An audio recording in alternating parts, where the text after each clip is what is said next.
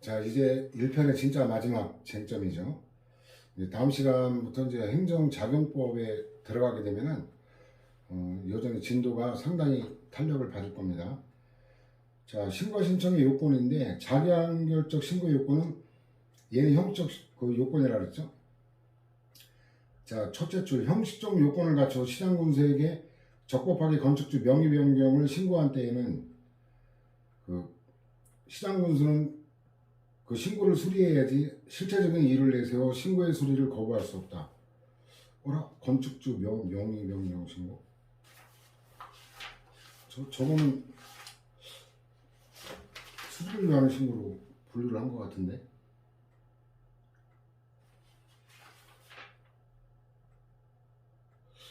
그러네. 저건 확인을 해봐야겠네.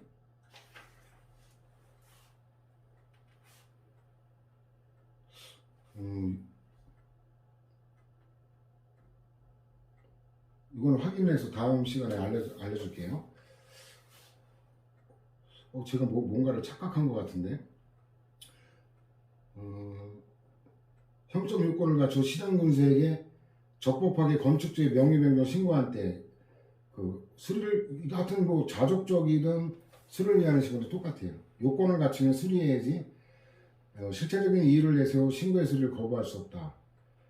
그 다음에 그 건축물의 소유권을 둘러싸고 소송이 계속 중이어서 판결 소유권의 기속이 확정될 때까지 건축주 명의 변경 신고 수리를 거부하는 거는 타당하다라는 거죠. 그 다음에 공장 설립 허가 신청서가 공장 설립 신고서 형식 요건을 갖추고 있는 경우에도 허가 신청서의 수리 자체를 거부할 수 있다. 이거 배경 알잖아요. 허가가 규제 단계가 높은 거죠. 신고는 완화된 거죠. 근데 그럼 완화된 요건인 신고서 요건 갖췄다고 허가를 내지? 말도 안 되죠. 그래서 여기 공장 설립 허가와 공장 설립 신고는 적용 대상과 요건을 달리하고 있다. 그게 핵심이죠. 그 다음에 상가 건물 구분 소유자의 전유 부분 용도 변경 신고에 대한 반려 처분은 위법하다. 그래서 건축 기준에 적합한 이상 그렇다는 얘기죠. 저거는 뭐 더 볼 것도 없는 거고. 수리를 위한 신고의 요건인데 이거는 그 유료 노인복지주택 시설 및 운영 기준이 법령에 부합하는지, 적법한 입소 대상자에게 분양되었는지, 부적격자들이 입소하고 있지는 않은지 여부까지 심사. 그래서 이건 실질적 심사권이 있다 그랬죠. 이거 굉장히 재미있는 게 한 60%인가 신혼부부가 입주했어요. 유료 노인복지주택에 신혼부부가 노인이 대부분이 완전 사기친 거죠. 그 다음에 골재채취법도 마찬가지죠. 그 네 번째 줄 보면 선별 세척 파쇄 신고의 경우에도 신고제로 바꾸긴 했지만 채취 업무에 고의하게 수반하는 서류 등을 제외하고 있을 뿐이지 허가 신청서와 동일한 서류를 필요적 첨부 사료로 정하고 있다는 거. 이 말은 밑으로 내려가면 선별 세척 파쇄 신고에 있어서도 여전히 채취 허가 심사에 준하는 실질적 검토를 요구하고 있다는 거고. 그러니까 그 다음 줄에 실질적 요건을 심사하여 신고를 수리하거나 거부할 수 있다는 거죠. 그 다음에 이제 이 판례는 이미 봤죠. 194 관련해가지고 노동조합 설립 신고에 관한 건데 노동조합으로서 실질적 요건을 갖추지 못한 노동조합의 난립을 방지함으로써 근로자의 자주적이고 민주적인 단결권 행사를 보장하려는 취지 때문에 그렇다. 그 다음 심사 기준에 관한 건데 다만 행정관청이 광범위한 심사 권한을 인정할 경우 행정관청의 심사가 자의적으로 이루어져 신고제가 사실상 허가제로 변질될 우려가 있죠. 특히나 이제 이명박, 박근혜 그리고 지금 윤석열 노동 적대적인 정권일 때는 더 말할 것도 없죠. 그래서 그 네 번째 줄 가면 행정관청이 일단 제출된 설립신고서와 규약 요것만 제출하도록 되어 있거든요.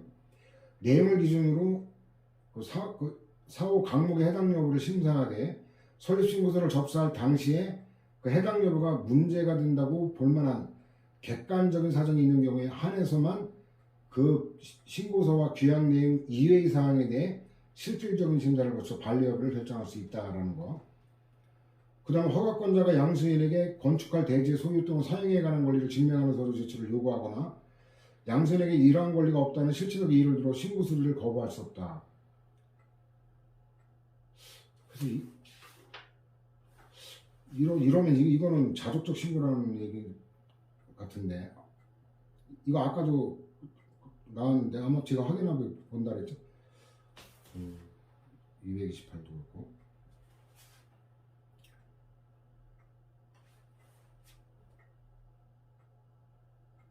건축허가를 받은 건축물의 양수인이 건축주 명의 변경이니까 땅하고는 관계없죠. 건축관계자 변경신고서에 첨부해야 되는 권리관계 변경 사실을 증명할 수 있는 서류란, 이거 땅에 관한 게 아니라 건축가 대지가 아니라 허가 대상 건축물에 관한 권리관계 변경 사실을 증명할 수 있는 서류를 의미하고, 다음 줄 건축주 명의 변경 신고에 형식적 요건을 갖추었으며 서류에 포함되지 아니하는 건축가 대지 소유 또는 사용에 관한 권리를 증명하는 서류 제출을 요구하거나 양수인에게 이러한 권리가 없다는 실체적인 이유를 들어 신고해서를 거부해서는 안 돼. 이거는 뭐 신고의 종류와 관계없이 이거는 건축주 명의니까 땅하고는 관계가 없다라는 거죠.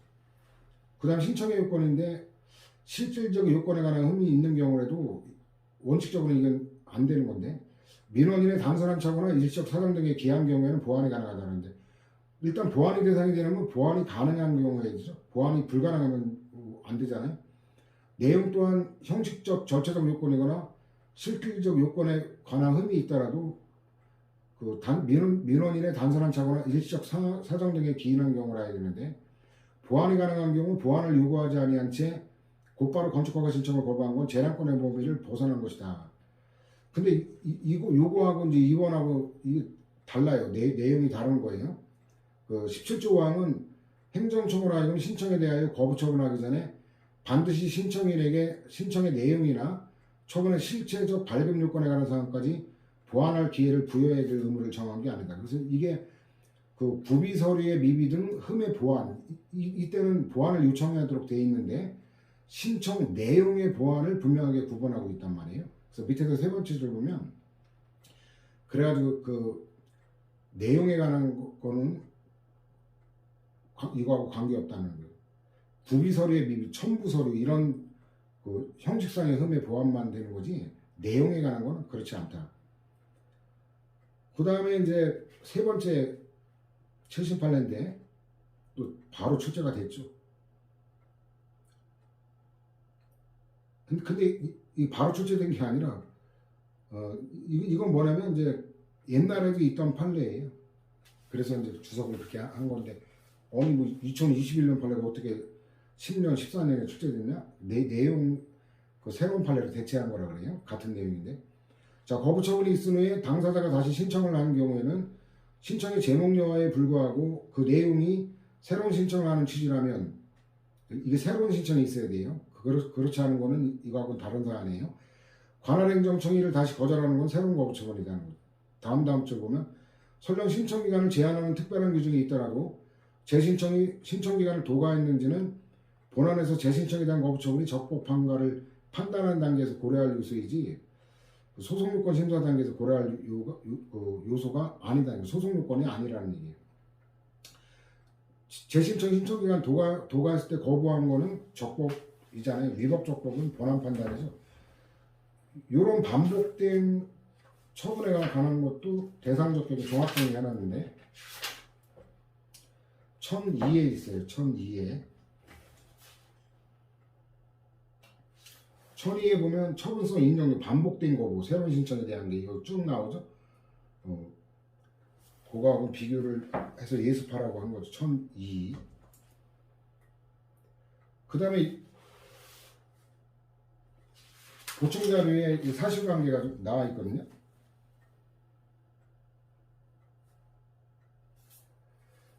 그 보충자료 9페이지 보면 피고 한국토지주택공사는 택지개발 예정지구 지정 공람공고가 이루어진 인천 검단지구 택지개발 사업 시행제, 원고는 피고공사의 이 사건 사업에 관한 이주대책 대상자 선정 신청을 한 건데, 그 이주대책 수립 공고했는데 그 요건에 관해서 공람 공고일 1년 이전부터 계속 소유하고 거주한 자 이렇게 돼 있죠.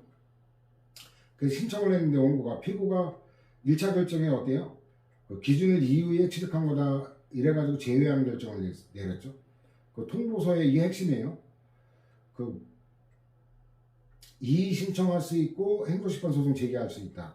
이런 불복 절차에 관한 안내가 있어요. 이게 이제 민원사무 처리에 관한 거기하고 다른 점이에요. 그래가지고 원고가 이의 신청을 다시 했죠. 새로운 신청을 했죠. 그래가지고 여전히 제외한다는 결정을 내렸어요. 동일한 결론이지만 2차 결정. 이때도 또 마찬가지 불복 방법 알려줬죠. 그래가지고 심판 청구하는데 각하됐고 이제 그래가지고 결국 2차 결정이 1차 결정과 별도로 심판소송 대상이니까 처분에 해당하느냐. 이거는 제소기간 준수하고도 관련돼요. 만약에 2차 결정이 독립된 처분이라면 그때 기준으로 90일을 안 지나면 되는데 만약에 2차가 처분이 아니라면 1차 결정 지나고 90일이 지나면 이제 못 다투는 거죠.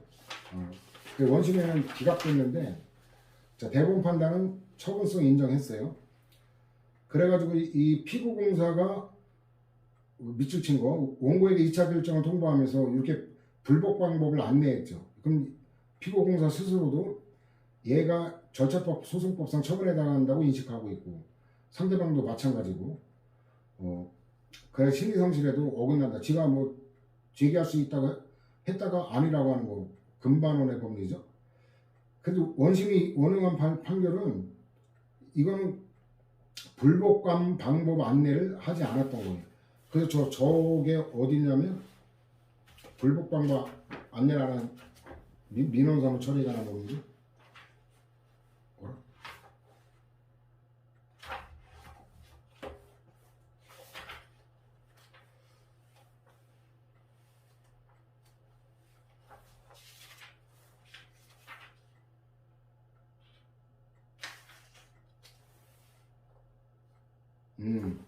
그 879에 있어요.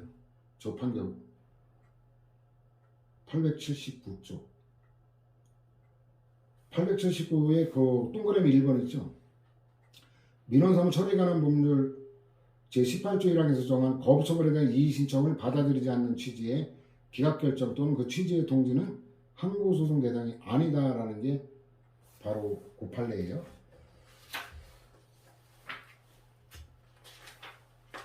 자, 그 다음에 이제 효과인데 이것도 개념하고 연결하면 쉬워요. 자, 요건 갖추면 수리 의무가 있는 건 똑같아요. 그 신고를 당연히 수리해야 된다. 그 다음에 또 세 번째죠. 형적 요건을 모두 갖춘 경우에는 특별한 사정이 없는 한 수리해야 된다. 그 다음에 이제 다른 법령에 의해 비산먼지 배출 사업을 하는 것 자체가 허용되지 않는다. 이게 종합적으로 검토하는 거라 그랬죠. 이러면 적법한 신고를 할 수 없기 때문에 수리 거부가 적법이다라는 거죠. 그 다음에도 마찬가지. 그 본문에 보면 제2종 지구단위계획 구역 안에서 건축물의 건축이나 그 밖의 행위를 하는 경우 그 행위에 관하여 2종 지구단위계획에서 정하고 있으면 그 계획에 적합하게 해야 되지만 그 계획에서 정하고 있지 않은 사항에 관하여는 다른 법령에 의해 제한되지 않는 한 자유롭게 할 수 있고 비산먼지 발생 사업의 경우도 마찬가지다라는 거. 밑에 보면 요건을 모두 갖춰 비산먼지 발생 사업 신고를 한 경우 신고가 2종 지구단위 계획에 저촉된다는 이유로 신고의 수리를 거부하기 위해서는 2종 지구단위 계획에서 신고 대상이 된 비산먼지 발생 사업을 제한하거나 금지하고 있어야 하고 2종 지구단위 계획이 수립될 당시에 비산먼지 발생 사업을 예상하지 못했다는 사정만으로 비산먼지 발생 사업 신고를 거부할 수는 없다. 그 다음에 그 시설 기준을 갖추어 축산물 판매 신고를 한 경우 수리해야 된다. 뭐 다 똑같죠. 그 다음에 자족적이니까 실체적 사유를 들어 수리를 거부할 수 없다. 그 다음에 또 세 번째 줄 보면 관할행정청은 형식적 심사 범위에 속하지 않는 사항을 수리 거부 사유로 삼았을 뿐만 아니라 처분 사유 인정되지 않는다는 위법이라고 하는데 자기한결적 신고는 쉬워요. 형식적 요건만 심사권이 있어요. 그 다음에 의료기관에 가는 건데 그 신고 대상이 의원급 의료기관 개설의 경우 행정청이 법령에서 정하고 있는 요건 이외의 사유를 들어 신고 수리를 반려하는 것을 원칙적으로 배제함으로써 개설 조치가 신속하게 해당 의료기관을 개설할 수 있도록 하기 위함이다. 그 다음에도 마찬가지고 그 다음에 건축물의 건축은 건축주가 부지를 적법하게 확보한 경우에만 허용될 수 있다는 거. 부지 확보란 건축주가 건축물을 건축할 토지 소유권이나 그 밖에 사용 권한, 뭐 지상권이나 전세권, 임대차 이런 것들 이거 이외에도 해당 토지가 관계법령상 건축물의 건축이 허용되는 법적 성질을 지니고 있어야 한다는 점을 포함한다. 건축이 불가능한 땅에 건축허가 내릴 수가 없죠. 수리를 위한 신고인데 이것도 뭐 결격 사유가 없는 한 다른 사유를 들어 수리를 거절할 수 없다. 똑같아요. 이런 거는. 그 다음에 입법 목적 등을 달리하는 법률들이 일정한 행위에 관한 요건을 각기 정하고 있는, 이럴 때 두 법률이 다 정된다라는 거죠. 요런 게 관련되는 게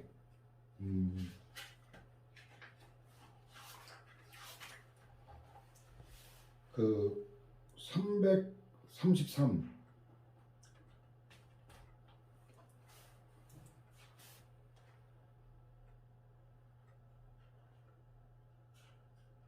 333에 가면 근거법령상의 근저가 해야 된다는 게 도로법상 건축허가, 건축법상 건축허가, 이건 전혀 별개 법이죠. 그래가지고 세 번째 줄 보면 도로관리청 도지사로부터 개축허가를 받았다 하더라도 건축법상 허가를 다시 받아야 된다. 그 다음에도 공원관리청 허가를 받아야 한다. 그 다음에 관련 규정이 모두 적용된다.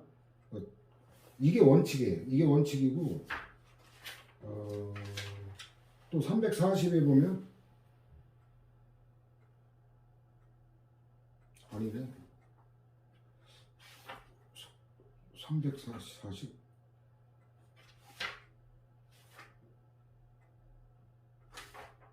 340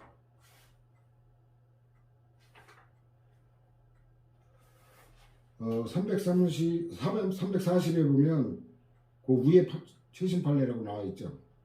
이게 333하고 관계되는데, 어떤 개발 사업의 시행과 관련해서 여러 개별 법령에서 각각 고유한 목적과 취지를 가지고 요건과 유관을 달리하는 인허가 제도를 각각 규정하고 있다면 그 개발 사업을 시행하기 위해서는 개별 법령에 따른 여러 인허가 절차를 각각 거치는 게 원칙이에요.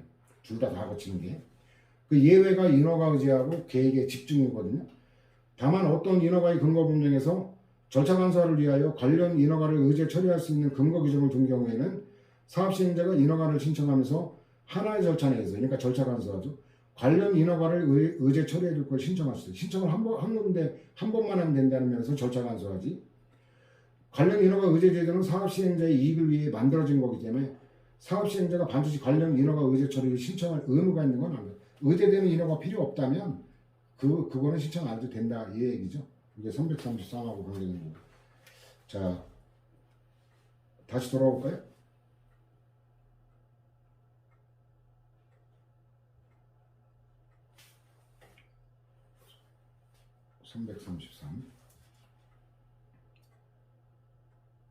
그 다음에 요게 이제 입법 목적 등을 달리하는 법률들이 일정한 행위에 관한 요건을 각기 정하고 있는 경우 어느 법률이 다른 법률에 우선하여 배타적으로 적용된다고 풀리지 아니하는 한 그 행위에 관하여 각 법률의 규정에 따른 인허가를 받아야 한다. 이런 거 자연스럽죠. 이제 익숙하죠. 입법 목적이 다르면 특별법이 아니다. 그 하나의 인허가에 관한 관계 법령 등에서 다른 법령상의 인허가에 관한 규정을 원행하고 있는 경우나 그 행위가 다른 법령에 의해 절대적으로 금지하고 있어 그 객관적으로 불가능한 것이 명백한 경우 때는 그 요건까지 고려해서 인허가 여부를 결정할 수 있는 거고, 이게 575에 또 관련해서 복합민원에 관한 거고요. 575에 보면 그 위에 판례 두 번째 줄 보면 복합민원에 있어서 필요한 인허가를 일괄하여 신청하지 아니하고 그중 어느 하나의 인허가만을 신청한 경우에도 똑같은 내용이 나오죠. 근거 법령에서 다른 법령상의 인허가에 관한 규정을 원행하고 있거나 이러면 다른 법령상 인허가 요건을 충족했는지 아닌지 심사할 수 있는 거예요. 그 대상 행위가 다른 법령에 의해 절대적으로 금지되고 있어 그 실현이 객관적으로 불가능한 게 명백한 경우에는 이를 고려하여 인허가 여부를 결정할 수 있다. 이게 232하고 연결되죠. 그 큰 제목에 340이라고 쓰고, 이게 이제 뭐냐면 원래 그 타기관의 권한을 침해해서는 안 되잖아요. 그럼 내 것만 심사하는 게 원칙이에요. 근데 이 두 가지 경우 내 허가 요건에 다른 허가 요건을 충족할 것이 요건으로 되어 있을 때는 당연히 심사를 해야 되는 거고, 다른 법령에 절대적으로 금지가 되어 있는지도 그것도 심사를 해야 되는 거고, 이게 강화도의 그저 보충 자료 나중에 만들 건데 사실관계 분홀이 동대 사건이 분홀이 동대 나중에 다시 보기로 하고 그 다음에 여기 이제 밑에 강조되는데 232로 돌아와서 개발 행위 허가가 국토개발법에 절대적으로 금지되고 있어 그것이 객관적으로 불가능한 것이 명백하다고 볼 자료도 없다. 그러면 납골당 설치 신고에 관해 장사법에 규정된 신고 요건에 의해 심사함으로써 그 수리 여부를 결정해야 되고 이 사건 신청지의 개발 행위 허가가 국토개발법 등 관계법률에 의해 가능한지 여부에 따라 그 수리 여부를 결정하는 건 허용되지 않는다는 거. 다른 법률을 원용할 수 없는 경우죠. 그 다음에 뭐 요건 못 갖출 때 거부할 수 있다. 뭐 당연한 얘기고. 그 다음에 이 건축주 명의병 이거 계속 이거 꼬여버리네. 어쨌든 실체적인 일을 내서 신고 수리를 거부할 수 없다. 근데 이게 수리를 위한 신고가 맞아요. 왜냐면 이게 그 240에 1번 건축주 명의변경 신고 수리 거부가 처분이다. 이래가지고 수리를 위한 신고가 아니면 처분이 아닌 거거든요. 그래서 교수들도 수리를 위한 신고로 분류하는 게 맞아요. 그래서 근데 이게 골 때려요. 수리를 위한 신고는 실질적 요건을 심사할 수 있는 경우도 있고 없는 경우도 있기 때문에 이게 아주 그래서 일반되지 않다고 제가 앞에서 얘기한 게 그거거든요. 그래서 분류는 일단 맞아요. 근데 아까 그러면 나중에 확인할 게 아니라 건축주 명의변경 신고 226은 이거는 수리를 요하는 신고로 분류를 옮겨야 되는데 일단 여러분들은 그냥 분류 빼고 그냥 내용 일단 보세요. 근데 분류는 옆에다가 수리를 요하는 신고다라고. 이 형적 요건 때문에 제가 그 하나 실수를 했네. 그 다음에 마찬가지죠. 뭐 하여튼 요건이 충족됐다 그러면 수리해야 된다. 그런 거 다 똑같아요. 또 마찬가지. 요건을 갖췄다 이러면 수리를 거부할 수 없다. 뭐 다 똑같기 때문에 신고유가 효력 발생 시기도 개념에서 나오고 자기한걸적 신고는 신고만으로 효력 발생하니까 신고시 신고를 했다는 얘기는 신고서가 접수, 도달, 제출됐다는 거고 발송시는 아닙니다. 도달주의이기 때문에. 그래서 이 도달주의에 관한 거는 그 사인의 공법행위도 그렇고 판례가 없어 그건 소개를 안 했던 건데 그 행정행위도 도달주의는 똑같아요. 411에 보면 그 위에 괄호 1 도달주의, 요주주의, 발신주의가 아니에요. 이게 234하고 관련되죠.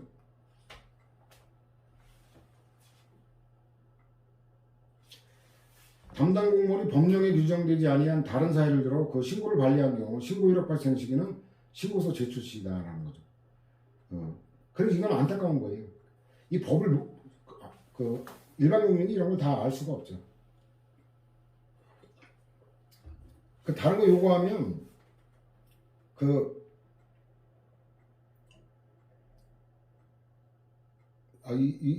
이건 그게 아니에요. 니은이 그거죠. 어쨌든 다른 사유를 들어 반려할 수는 없는 거고 규정이 없는 서류를 요구해서 신고서 제출하지 못했다면 신고 요구가 발생 안 하죠. 안타깝게 그냥 뭐 무시하고 담당 공무원이 요구하는 거 빼고 그냥 법령에 규정된 그것만 신고했더라면 되는데 안타깝게 법을 잘 몰라가지고 신고 자체를 안 한 거예요. 수리를 위하는 신고는 개념상 수리시죠. 자, 사실상 영업이 양수되었지만 이게 사실상은 중요하지 않죠. 그냥 법학이기 때문에 아직 승계 신고 및 수리 처분이 있기 이전의 경우 그러면 효과 발생 안 되는 거죠. 그럼 양도인이 법적인 귀속자가 되는 거죠. 행정제재처분사의 유무 판단 기준이 되는 대상자 및 위반행위에 대한 행정책임이 귀속되는 자는 양도인이다. 신고필증인데 신고필증 교부의 이력은 신고 사실이에요. 법적인 게 아니라. 그 다음에 부가가치 이거는 실내부 관련해서 받고, 납골당 설치 신고는 수리를 위한 신고이고, 그 신고 필증 교부 등 행위가 필요하지 않다. 수리만 하면 효력 발생하는 거지, 필증은 이건 증명의 문제지 효력 발생 요건하고는 관계가 없는 거고. 납골당 설치 신고는 이른바 수리를 위한 신고다. 요건에 맞는 신고라 하더라도 신고인 곧바로 납골당을 설치할 수는 없어요. 효력 발생 안 되기 때문에. 행정청의 수리 처분이 있어야만 신고한 대로 납골당을 설치할 수 있다. 한편 수리란 신고를 유의한 것으로 판단하고 법령에 의해 처리할 의사로 이를 수령하는 수동적 행위이므로 수리 행위의 신고 필증 교부 등의 행위가 꼭 필요한 건 아니다. 이런 논리보다는 그 효력 발생 요건하고 무관하고 증명의 문제다라고 이해하면 돼요. 부적법한 신고, 아까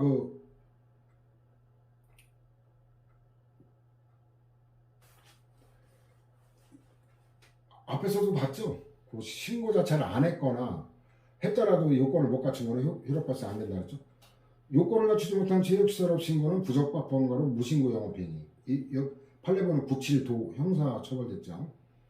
영업을 하는 자의 의미는 사장이죠. 뭐 이게 상식적인 거라 뒤틀어내봐야 뻔하죠. 종업원 직원이나 종업원 얘기하는 게 아니다라는 거. 그 다음에 그 신고 의무가 이행되지 않으면 처벌 대상이다. 배추시설 설치 당시 신고 대상이 아니었다가 그 법령 개정에 따라 신고 대상에 해당하게 된 배추시설을 이용하여 가축을 사용한 자는 포함되지 않는다. 이거 아까도 봤죠? 이거 중복됐네. 나중에 삭제해야 되겠네. 근데 저거와 관련해 가지고 신고에 관한 희한한 그 판례가 하나 있는데,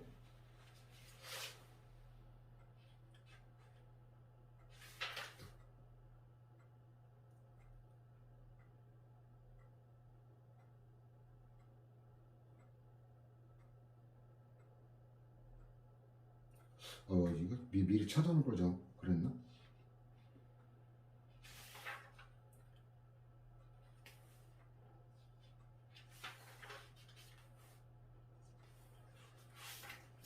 일단 같은 논리가 863에 있거든요.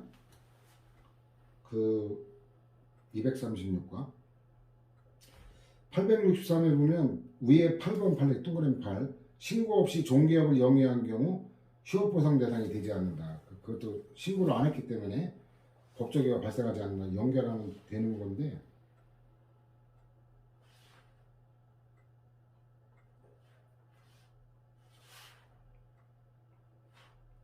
그게 863. 근데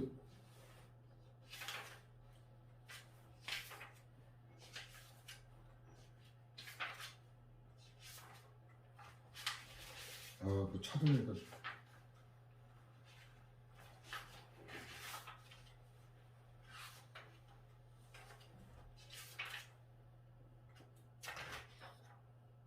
지금 찾으려니까 시간이 걸리네.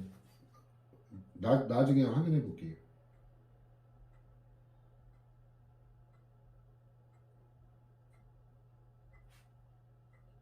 자, 그 다음에 수리를 위한 신고 237. 이미 고시된 실시계획에 포함된 상세계획으로 관리되는 토지의 건물의 용도를 상세계획 승인권자의 변경 승인 없이 임의로 판매시대로 해서 상세계획에 반하는 일반 목욕장으로 변경 신고한 것을 수리하지 않고 영업소 폐쇄한 건 적법하다. 이거 불법 영업은 강제 폐쇄 대상이에요. 그래서 이것도 강제 집행의 종료와 관련해서 우리가 예습할 수 있는 거죠. 이게 개포동의 강남구 개포동의 목욕탕 사건인데, 그 다음에 그 영업장 면적 변경에 관한 신고 의무가 이행되지 않은 영업을 양수한 자가 신고 의무를 이행하지 않은 채 영업을 계속하는 경우 시정명령이나 영업정지 등 제재처분의 대상이 된다. 특별할 것. 토지거래 신고 위반의 거래계약은 유효다. 이거 외워야 돼요. 374 허가하고 달라요. 374에 보면 374에 그 괄호 1번 있죠. 허가를 받지 않은 토지거래 계약은 유동적 무효다. 이게 237. 옛날에 그 신고제와 허가제가 있었는데 현행법에는 허가제는 그 신고제는 없어졌는데 허가제가 남아있죠. 근데 신고 안 한 건 유효인데 허가 안 받은 건 무효다. 다만 유동적이긴 하지만, 그래가지고 그 외우지 않으면 헷갈린단 말이에요. 자, 그 다음에 이제 처분성 인정 여부. 이게 종류만 알면은 뭐 결론 뻔하죠.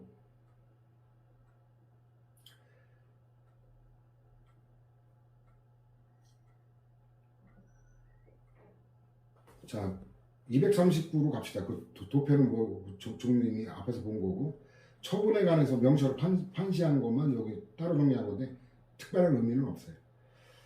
자, 행정청의 건축신고 반려행위 또는 수리검행위는 항고소송 대상이다. 이거 주석을 안 달아놨나?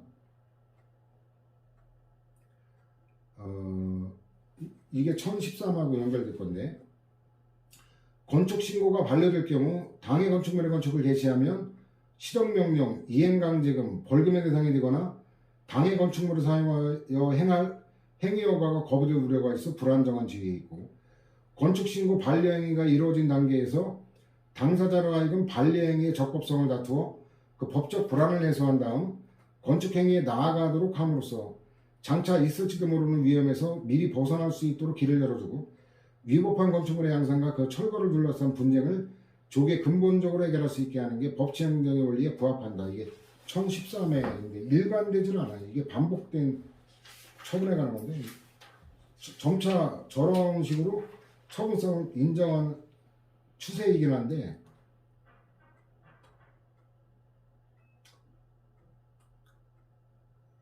(1013회) 위에 판례 있죠? 중간적 행위, 이게 239 하고 연결되는 거예요.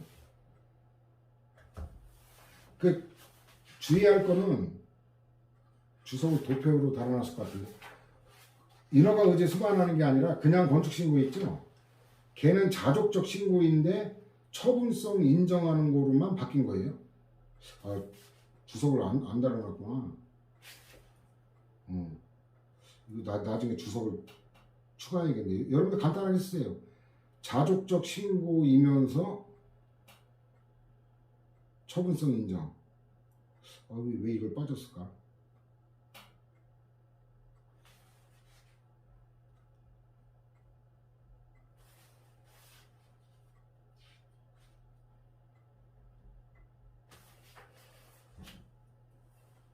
그거 주의해야 돼요.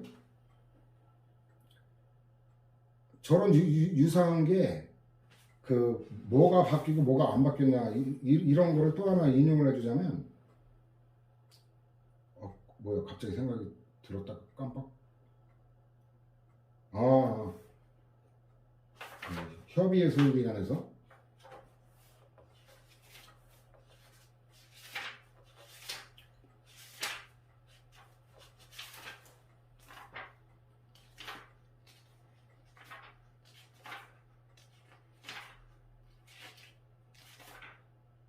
그 가중된 제재 처분의 경우인데, 951에 보면 951에 도표 인정 사례 맨 밑에 보면 부정이나 지방자치단체 규칙 방식 밑에 주석 달았죠. 그게 239하고 연결돼요. 이게 협의의 소익이 부정됐던 거를 인정하는 거로 그것만 변경된 거지, 다만 법적 성질은 행정규칙설 이것까지 변경한 건 아닌 거예요. 그러니까 저게 951 하고 관련되는 건데, 이것도 마찬가지. 건축신고의 성질이 수를 위한 신고로 바뀐 게 아니다라는 거, 인허가 의제의 효과를 수반하는 거하고 다르다는 거, 이거 헷갈리면 안 됩니다.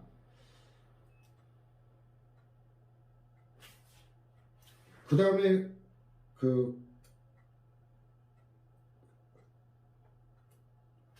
등록 시설업에 대한 사업계획 승인을 얻은 자가 제출한 사업시설의 착공계획서 수리하고 통보하는 행위, 이건 처분이 아니다.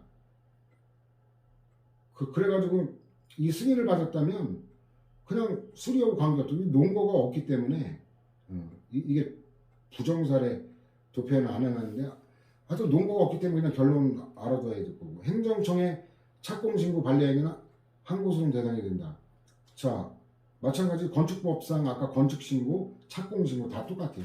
그래서 어쨌든 이게 그 처분성만 인정되는 거죠. 수리를 위한 신고, 이건 당연히 인정되죠.